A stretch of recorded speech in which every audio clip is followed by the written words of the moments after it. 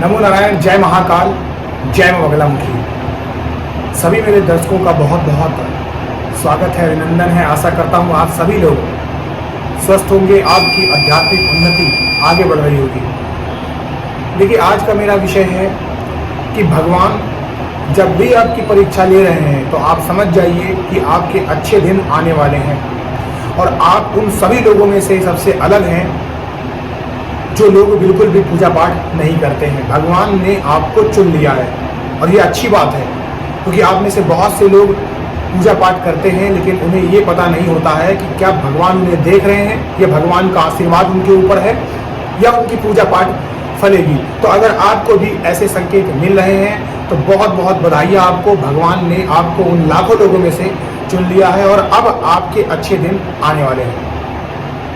सबसे पहला संकेत, अगर आपको काम, क्रोध, लोभ, ईर्ष्या, लालच सबसे मुक्ति मिल गई है और आपका मन लगता है भगवान के स्मरण में, भगवान के चिंतन में, तो समझ जाइए कि ईश्वरीय कृपा आपके ऊपर अब हो चुकी है। ये पहला चरण है।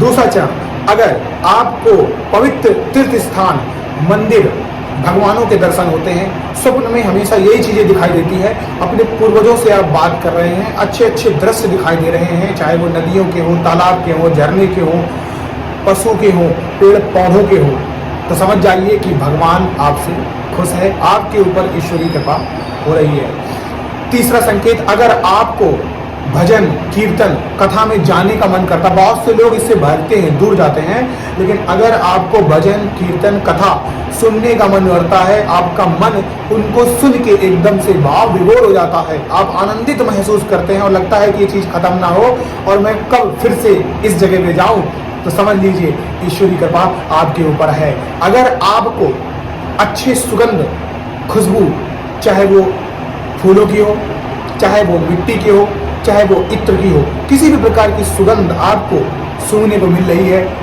आपको केवल गंध मिल रही है, तो समझ जाइए कि ईश्वरीय कृपा आपके ऊपर है। अगर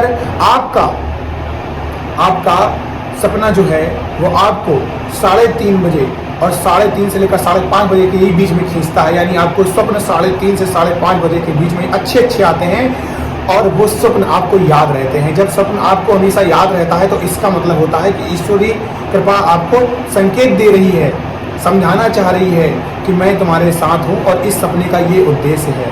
तो सपना याद होना अच्छी बात है, अगर नहीं याद रहता कोई प्रॉब्लम नहीं है, लेकिन जो सपना आपको याद कर रहा है, याद दिला रहा है, तो वो इंडिकेशन होता है भगवान का। ऐसे में आपको इस समय का सदुपयोग करना चाहिए, पूजा पाठ में अपना मन लगाना चाहिए।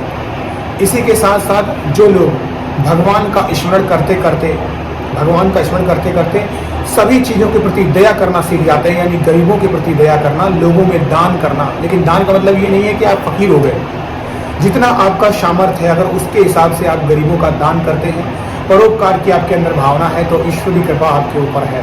अगर आपका मन ज़्यादा से ज़्यादा पूजा पाठ में लगता है और अब उस पूजा पाठ में जब आपने मन लगा लिया है तो आपका दिमाग बाहर की तरफ नहीं जाता है, आप सोचते हैं कि ये मेरी पूजा पाठ कभी भी खत्म ही ना हो, ये समय जाए ना, 3 घंटा 4 घंटा आप कब बीत जाता है आपको पता नहीं चलता है। तो ऐसे में ईश्वरीय कृपा आपके ऊपर है।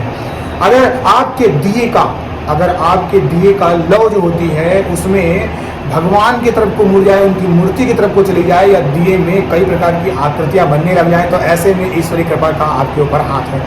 तो जितने भी संकेत मैंने बताए हैं उनमें से अगर बहुत सारे संकेत आपके साथ हो रहे हैं तो आप एक सच्चे भक्त हैं, एक विचित्र आदमी हैं, एक दिव्य शक्ति हैं। इन दिव्य शक्तियों को यूं ही बरकरार रखने के लिए आपको अपने पूजा पाठ में ध्यान लगाना होगा।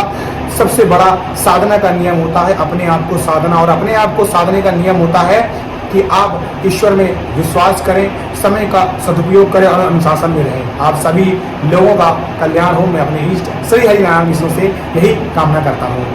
नमो नारायण, जय महाकाल, जय मां बगलामुखी।